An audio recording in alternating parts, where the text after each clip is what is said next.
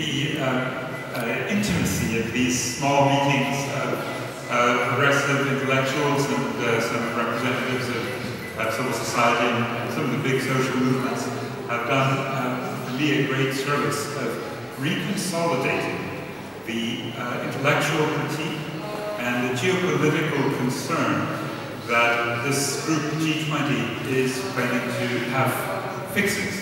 What we've confirmed the last few days is that they don't. We've also confirmed that there are plenty of alternatives. What I think has been missing is a sense of how to scare the elites into self-evicting or conceding. And that's because we're in a very repressive place. I hadn't quite realized how difficult it is to do progressive work in a country like this. In some ways, it's the situation we all face, that we have the freedom to speak so long as we don't say too much. But particularly we have this freedom to be as radical as we can be, because we're so marginal.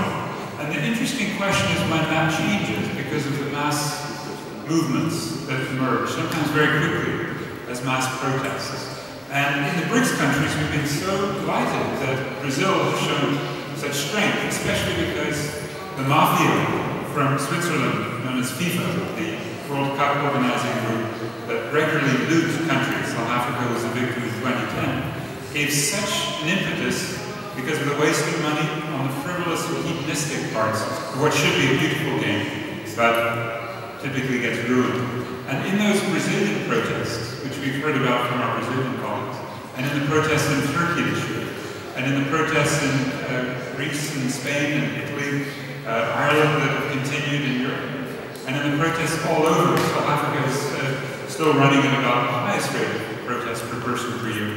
These are often neoliberal protests. The man, for example, who set the Arab Spring alight, Mohamed Bouazizi, was reacting in part to the pressure from the police to enforce value-added tax increase, while corporate taxes were being cut at the insistence of the International Monetary Fund. It's even written down with backslapping their congratulations. And that means I think our next time when we're together, we'll be together with that missing link between progressive intellectual critical work and the sense of alternatives. What we really need to do is put the fear of the mass, as was done 96 years ago in this country by the Bolsheviks. And it's in that tradition that I think we need to go forward, not just beyond the neoliberal world economy, but beyond capitalism. Thanks, comrades.